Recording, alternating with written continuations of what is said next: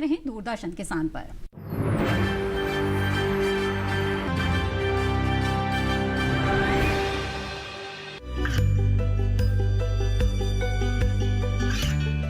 गांवों और पिछड़े क्षेत्रों में सरकारी योजनाओं की जानकारी पहुंचा। देश में कौशल और क्षमता विकास कर ग्रामीणों को सामाजिक बदलाव और विकास से जोड़ने की दूरदर्शन किसान की पहल चौपाल चर्चा देखें सोमवार से शुक्रवार सुबह 9 बजे।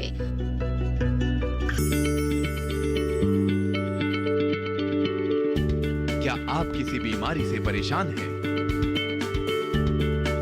चाहते हैं डॉक्टर की सलाह? तो हम हैं आपके साथ। बताएंगे आपको जीने की राह। समस्याएं आपकी, समाधान देश के मशहूर विशेषज्ञों के। घर बैठे बात करें देश के जाने माने डॉक्टरों से। हमारे लाइव प्रोग्राम स्वस्थ किसान में हर शनिवार शाम 6 बजे से 7 बजे तक।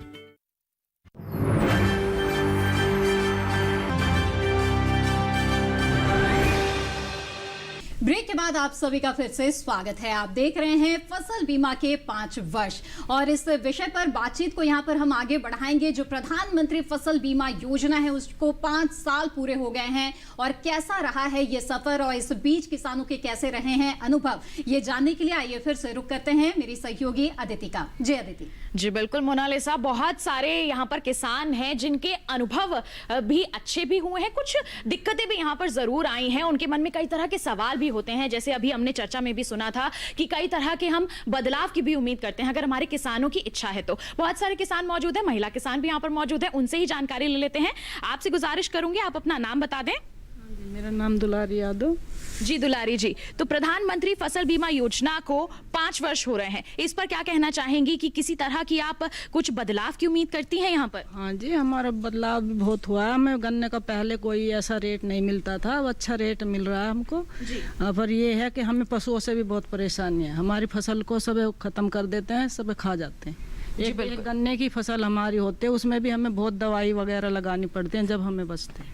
जी बिल्कुल, तो देखिए जैसे कि हमारे किसान नेता कृष्णबीर चौधरी जी ने कहा था कि पशुओं का इसमें कुछ प्रावधान करना चाहिए। पशुओं को लेकर की काफी समस्या यहाँ पर आ रही है। हमारी एक किसान महिला जो है उनका तो हमने अनुभव साझा कर लिया है और जो किसान भाई मौजूद हैं उनसे भी जिक्र कर लेते हैं, जानकारी ले लेते हैं। आप कुछ कहना चाहेंगे? सबसे पहले तो अपना नाम बता दें आप। सुरेंद्र यादव, गाँव बुढ़सनी, जिला बागपत। क्या कहना चाहेंगे प्रधानमंत्री फसल बीमा योजना को लेकर? क्या जी, माननीय प्रधानमंत्री जी की जो पहल है वो सकारात्मक है और जो ये अब के 1 वर्ष में जो सामने आया है उसी से लोग जागरूक हुए हैं। इससे पहले अनभिज्ञ थे इसके बारे में और अब थोड़ी जानकारी मिलनी शुरू हुई है, लेकिन उसमें भी पारदर्शिता ये होनी चाहिए मैडम कि जैसे अभी लेटर इशू हुआ, मैं विभाग में गया, कृषि विभाग में, तो उसमें अकस्मात ये था कि और 31 दिसंबर लास्ट थी इसकी फसल बीमा की, और उसमें ये दिया गया कि 24 तारीख को किसान, यदि कोई किसान भाई वो नहीं कराना चाहता, अपना बीमा फसल का नहीं कराना चाहता है, तो वो वहाँ पे जावे कृषि विभाग में और वहाँ पे बैंक को लिख के दे कि हमें नहीं कराना। मैडम, क्योंकि अब इसमें बदलाव हुआ है, इसे स्वैच्छिक कर दिया गया है, किसानों की इच्छा को इसमें शामिल किया गया है। लेकिन ये बैंक इन्वॉल्व नहीं होना चाहिए उसमें। कृषि विभाग आए और किसानों की राय से वो लिखित में ले जाए, कोई एप्लीकेशन लिखवा ले किसान से कि हमें नहीं चाहिए ये, या हमें चाहिए तो आप करें। हमारा बैंक सरकारी बना दिया है जी बिल्कुल, कि जब चाहे जब काट लिया। हमें पता जब चलता है जब हम एंट्री करा के लावे महीने 2 महीने में कि 400 रुपए एंट्री कट गई है। काहे की कट गई भाई? तुम्हारी रबी की फसल का बीमा कर दिया। जी मोनालिसा, हमारे विशेषज्ञ यहाँ पर मौजूद हैं। 2 सवाल आए हैं कि और पारदर्शिता हो इसमें, और साथ ही साथ जो पशुओं की बात कही गई है। डॉक्टर यहाँ पे जानना चाहूंगी कि ये जो बीमा है इसे स्वैच्छिक कर दिया गया है, लेकिन क्या प्रक्रिया होगी? मैं चाहूंगी कि आसान लफ्जों में आप हमारे तमाम किसान साथियों को बता दें ताकि उन्हें भी जानकारी हो जाए कि अब क्या करना होगा उन्हें। जैसा मैंने पहले बताया, स्वैच्छिक कर दिया गया। कोई भी किसान अपनी मर्जी से जुड़ेगा इस बीमा से, कोई उसकी बाध्यता नहीं है, कोई जबरदस्ती नहीं कर सकता। ठीक। अब सरकार के आगे एक बड़ी चुनौती थी कि इसको लागू कैसे किया जाए। हमारे अपना ही सोच थी कि 90 से 95% किसान फिर भी फसल बीमा में रहना चाहते हैं, तो हमारे पास ये विकल्प था, क्या मैं 95% किसानों को लाइन में लगवाऊं बैंकों में, हर बार हर सीजन में बीमा खरीदवाऊं, जी जी, या 5% किसान जो निकलना चाहते हैं वो अपना केसीसी लोन ले रखा है, बैंक में बराबर जाते हैं, एक 2 लाइन की चिट्ठी बैंक के अधिकारी को लिख के दे दें कि हमको फसल बीमा नहीं चाहिए, और बाहर हो जाएंगे। तो हमारे पास विकल्प भी था। नहीं तो अगर मैं सबको एक साथ बाहर कर देता और बोलता ऑप्ट इन कर देता, या सरकार कर देती ऑप्ट इन, तो सारे 95% किसान हर सीजन में बैंक में लाइन लगाते, फॉर्म भरवाते, उनकी एंट्री होती। अब तो ऑप्ट इन हो गया, लोनी से बाहर हो गए, पहली बात। दूसरी बात यह है कि अब ये 24 तारीख वाली बात हमारे भाई ने की, किसान भाई ने की, इसका कारण क्या है? 7 दिन पहले उसको बताना है कि हम लेंगे या नहीं लेंगे। बैंक को पैसे काट के कंपनी को भेजने हैं। और अगर मान लीजिए कोई बात नहीं, आप 7 दिन पहले नहीं बता पाए, आप मान लीजिए 24 दिसंबर लास्ट डेट थी, आपने 30 दिसंबर को बैंक को बताया, उस बार के पैसे चले गए, अगली बार से आप बाहर हैं। अच्छा। एक बार जब भी आप एप्लीकेशन देंगे, अगले सीजन से बाहर हैं, उस सीजन से बाहर होने के लिए 7 दिन पहले आपको सूचना देनी पड़ती है। बैंकों को 7 दिन पहले अपने आंकड़े कंपनी को भेजने की समय से किसानों का बीमा हो जाए। तो हमारी इतनी सी सोच थी कि किसानों को एक सुविधा दी जाए। और मैं एक बात और बताना चाहूंगा, हमने आंकड़े अब देखे खरीफ 19 के खरीफ 20 के, जो राज्य दोनों सीजन में फसल बीमा में थे, 3.5% की किसानों में बढ़ोतरी हुई थी। हम तो 10% कम होने की वजह सोच रहे थे, थोड़े किसान बढ़ गए फसल बीमा में। वाह, ये तो बड़ी अच्छी बात हुई है। और लगातार यही गुजारिश भी की जा रही है कि भले ही ये स्वैच्छिक हो, लेकिन आप जरूर इस फसल बीमा का लाभ उठाएं। और जहां तक प्रक्रिया की बात है, तो जैसे कि डॉक्टर भूटानी ने यहाँ कहा है कि प्रक्रिया और आसान ही हुई है। 95% जो किसान है उनको असुविधा हो, उसके बजाय मात्र 5% जो किसान है उसे, ये लगभग आंकड़ा है, उन्हें ही असुविधा होगी। उन्हें बस एक प्रक्रिया का पालन करना होगा कि उन्हें बैंक में ये जानकारी देनी होगी। बहरहाल इस बातचीत को आगे बढ़ाएंगे। और अदिति, मैं चाहूंगी कि कुछ और किसान हैं वो बताएं, और कुछ अगर चाहते हैं कि ये योजना बेहतर हो तो इसके लिए कोई सुझाव देना चाहें तो सुझाव भी दे सकते हैं। देखिए, 5 साल हो चुके हैं, इसमें एक बदलाव किए जा चुके हैं और बदलाव की उम्मीद है, और लेकिन वो तभी हो पाएंगे जब आप अपने सुझाव देंगे। आपको सुझाव देना चाहेंगे, आपको सुझाव देना चाहेंगे कि किसी तरह के बदलाव हो? जी, ड्रोन से बोल रहे हैं या सैटेलाइट से बोल रहे हैं, क्या जो फसल ये हमारे जंगली जानवर चट जाते, ये नहीं आएंगे, नहीं उसमें आएंगे? जी, पशुओं जो हमारी फसल को नष्ट कर देते हैं, उसका जो नुकसान है उसकी भरपाई किस प्रकार हो सकती है? क्या इसमें शामिल करने का कोई प्रावधान किया जा सकता है, या फिर यही एक सुझाव यहाँ पर निकल कर आ रहा है हमारे किसानों के बीच से? डॉक्टर भूटानी कुछ कहना चाहेंगे? जी, मैं बताना चाहूँ किसान भाइयों को कि सरकार ने संशोधित योजना में जंगली पशुओं से हुए नुकसान का प्रावधान डाल दिया है गाइडलाइन में, पहली बार। ये राज्यों से अनुरोध किया है कि उसका प्रोटोकॉल बनाएं, कैसे कर सकते हैं। चैलेंज ये है कि इसको लागू कैसे किया जाए। प्रोटोकॉल उसको योजना में शामिल कर लिया गया है पहली बार संशोधित योजना में। थोड़ा समय लगेगा राज्यों को इसका प्रोटोकॉल बनाने में, लेकिन योजना में आ जाएगा। आपका ये बहुत समय से किसानों की मांग रही है कि जंगली पशुओं से नुकसान को शामिल योजना में किया जाए। अब उसमें क्या आता है कि जंगली पशु थे या पालतू पशु थे, अगर मान लो कल उसका आकलन फील्ड में जाके हो तो ये बताना बड़ा मुश्किल है कि जंगली पशु से नुकसान हुआ या पालतू पशु से। उसके लिए प्रोटोकॉल बनाना, उसके एक तरीका लगाना, उस पर हम राज्यों से बात कर रहे हैं। उम्मीद है जल्दी ही इसका प्रावधान राज्य सरकार अपनी योजना में कर लेंगी। जी, तो बिल्कुल ये कह सकते हैं कि जो किसानों की ये मांग है वो सुन ली गई है, और इसलिए गाइडलाइंस में उसे जगह भी दे दी गई है। बस ये प्रक्रिया का मामला है, समय का मामला है कि कितने समय में जो राज्य है वो इसे लागू करते हैं। तो ये एक बहुत अच्छी पहल जो है उसकी शुरुआत हो गई है, हम कह सकते हैं। तो 5 साल हो गए हैं प्रधानमंत्री फसल बीमा योजना के, और ऐसे में काफी किसान इससे जुड़ रहे हैं, लेकिन और ज्यादा किसान इससे जुड़े और इसका लाभ ले। इसके लिए और कैसे बेहतर किया जा सकता है, क्या क्या और गुंजाइशें हैं यहाँ पर, उसकी भी बात कर लेते हैं चलते चलते। मलय जी, यहाँ पर मैं आपसे जानना चाहूंगी कि जो बीमा कंपनियां हैं, पहली बात तो यह है कि उन्हें अपनी विश्वसनीयता बढ़ानी होगी, जो भी इंफ्रास्ट्रक्चर है उसे और तैयार करना पड़ेगा, सुदृढ़ करना पड़ेगा। जिम्मेदारी आपकी तय की गई है, तो आप और किस तरह से अपनी स्थितियों को और मजबूत करेंगे और बेहतर करेंगे, बताएं हमें। जैसा मैंने कहा कि राज्यों की जो एग्रीकल्चर डिपार्टमेंट है, कृषि दफ्तर के साथ हमारे सारे डिस्ट्रिक्ट लेवल पे, स्टेट लेवल पे, तहसील लेवल पे हमारे ऑफिसर सारे जुड़े हुए हैं। और हर सीजन का शुरुआत में, जैसे कि अभी 31 दिसंबर गया, उससे पहले 1 महीने पहले से हम हर राज्य में हम मोबाइल वैन घुमाए। शायद आपको पता होगा, मध्य प्रदेश में 100 वैन घुमा है, राजस्थान में हमने घुमाया है, यूपी में घुमाया है। उस वैन में, मोबाइल वैन में सारा जानकारी, ऑफिसर्स हमारे साथ में रहते हैं, उसमें माइकिंग होता है।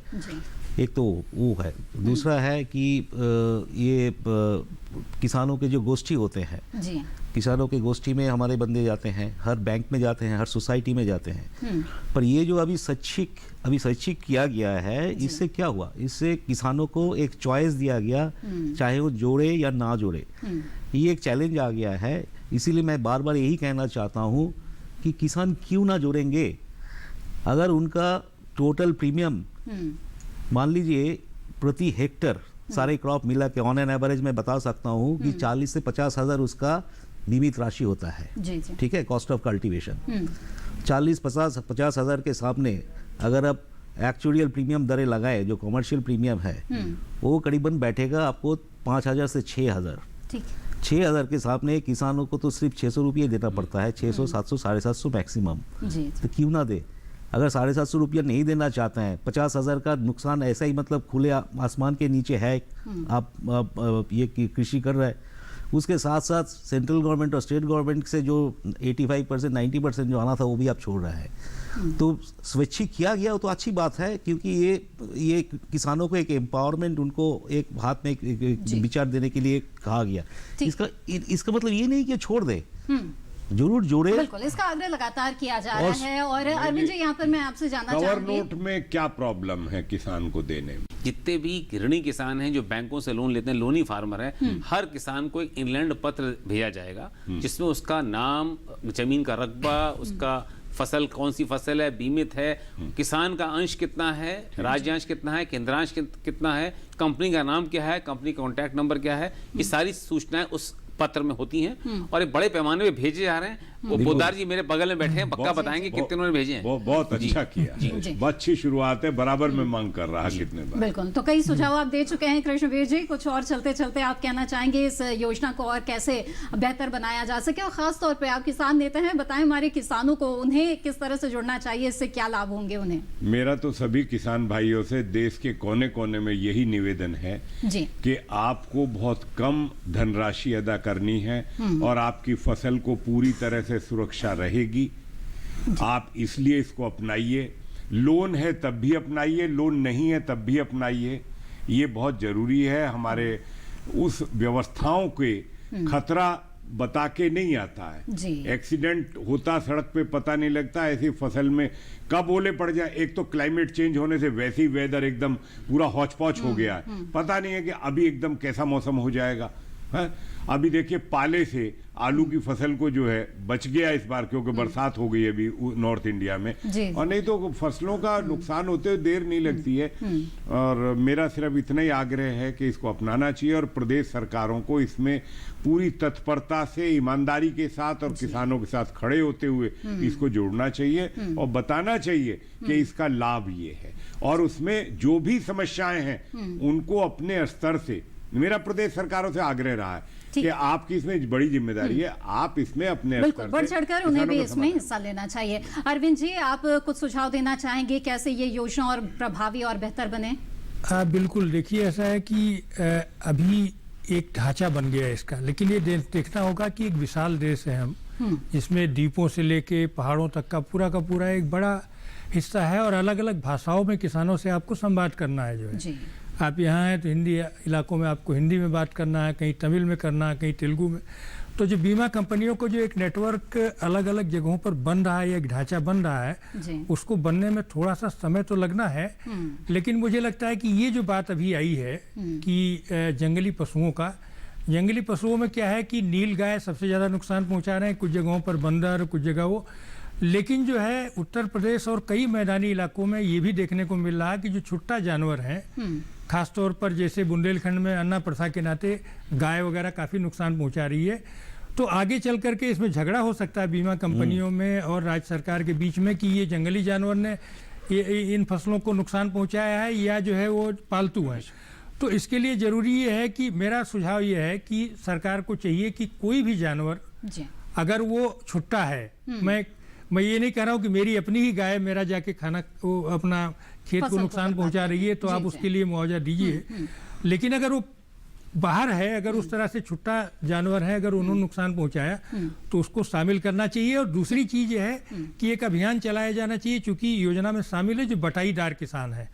आज बहुत बड़ी संख्या है उनकी जो कि बटाई पर खेती करते हैं, जमीन उनके नाम होती नहीं है। सूखा राहत वगैरह जो राज्य सरकारें देती हैं वो उनको देती है जिनके नाम पे जमीन होती है। तो बटाईदार को भी मैंने चाहिए कि इस योजना से शामिल हो, क्योंकि खासतौर पर उन इलाकों में जहां संकट के दौर से गुजरती है, कभी कोई पता नहीं है। और सबसे बढ़िया जो मुझे इस योजना में लगता है, मैं बताऊं जिस पे चर्चा नहीं हुई, कि पोस्ट हार्वेस्ट जो है आप 14 दिन के बाद वो कवर कर रहे हैं, क्योंकि कोई ठिकाना नहीं, आपकी फसल कट भी गई है तो इसके बाद कोई ऐसी आपदा आ जाए जिसमें नुकसान हो जाए तो उसकी भरपाई का कम से कम एक प्राविधान है। लेकिन थोड़ा जागरूकता के लिए अलग अलग भाषाओं में मीडिया को भी आप किसान, पहले आपको बहुत बधाई कि जो है आप लोगों ने इस बारे में कम से कम 5 साल पर एक बढ़िया पहल की है, लेकिन इसे और विस्तृत और व्यापक बनाने की जरूरत है। अलग अलग भाषाओं में अलग अलग राज्यों को अलग अलग नीतियों के साथ बना करके। तो डॉक्टर भूटानी, चलते चलते आप क्या कहना चाहेंगे?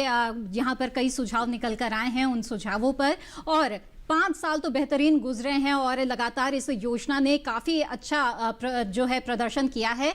भविष्य के लिए आप लोगों ने क्या लक्ष्य तय किए हैं? देखिए, पहली बात है कि सबसे बड़ा जो क्रिटिकल जो इस योजना का है कि वो फसल कटाई प्रयोग जी, उसमें समय लगना, उसमें उसकी विसंगतियां, उस चैलेंज को मीट करना सबसे बड़ी बात, जिसके आधार पर आकलन हो रहा है फसल के नुकसान का। जी, तो भारत सरकार, कृषि मंत्रालय पूरी कोशिश कर रहा है कि हम तकनीकी एक सिस्टम प्रोटोकॉल बनाए जिससे कि फसल कटाई प्रयोग या तो बिल्कुल कम हो जाए या उनके ना के बराबर जरूरत पड़े। उसमें हम काफी आगे बढ़ चुके हैं। उम्मीद है कि 2 साल में हम फसलों का तकनीक के द्वारा आकलन करके उपज का और नुकसान का हम ये बीमा की राशि अपने किसान भाइयों तक पहुंचा पाएंगे। एक बड़ा चैलेंज ये है। मैं बोलूंगा सबसे बड़ी एक चुनौती हमारे सामने वही है।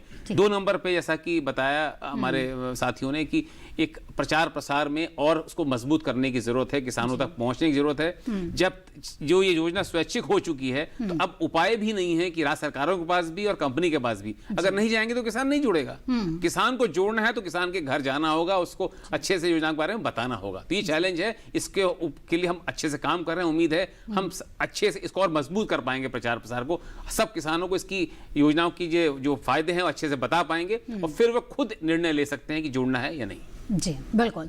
तो बीते 5 सालों में इस योजना ने कई पड़ाव पार किए हैं और बहुत सारी जो है इसमें बदलाव किए गए हैं बेहतरी को देखते हुए। जहां पर फसल कटाई के लिए कहा जा रहा है कई तरह की तकनीकों का इस्तेमाल किया जा रहा है, पारदर्शिता बरती जा रही है। इसके लिए वेब पोर्टल से लेकर ऐप तक किसानों के लिए उपलब्ध है, तमाम जानकारियां उन्हें वहां से मिल जाती है। इसके अलावा बहुत ही कम प्रीमियम पर उन्हें बीमा मिल जाता है और अगर औसतन देखा जाए तो हर किसान जो बीमा के लिए 100 रुपए दे रहा है तो नुकसान होने की स्थिति में औसतन उसे 533 के करीब उसे क्षतिपूर्ति मिल रही है, यानी कि काफी ज्यादा क्षतिपूर्ति उन्हें मिल रही है। वहीं सरकार का ध्यान लगातार इस योजना के ऊपर है, जहां हम देख रहे हैं कि 2016 में 8,000 करोड़ के आसपास इसका बजट था, तो 2020 आते आते ये बजट बढ़कर 15,500 करोड़ तक पहुंच गया है। तो लगातार जो सरकार है उसका ध्यान इस योजना के ऊपर है ताकि जो किसान है उसे एक सुरक्षा कवच मुहैया कराया जा सके और इसके लिए जो तमाम परेशानियां इस बीच उसे उठानी पड़ती है उसे दूर किया जा सके। तो हमारी भी उम्मीद है कि बीते 5 साल में जो उपलब्धि इस योजना ने हासिल की है उससे कहीं ज्यादा आने वाले 5 सालों में ये योजना हासिल करेगी और किसानों को लगातार लाभ पहुंचाती रहेगी। चर्चा में शामिल होने के लिए आप सभी मेहमानों का और हमारे अन्नदाता किसानों का भी बहुत बहुत धन्यवाद जो इस कार्यक्रम में शामिल हुए और अपनी बात हमारे साथ साझा की। फसल बीमा के 5 वर्ष इस खास कार्यक्रम में बस इतना ही। हमें दीजिए इजाजत। आप बने रहें दूरदर्शन किसान पर। नमस्कार।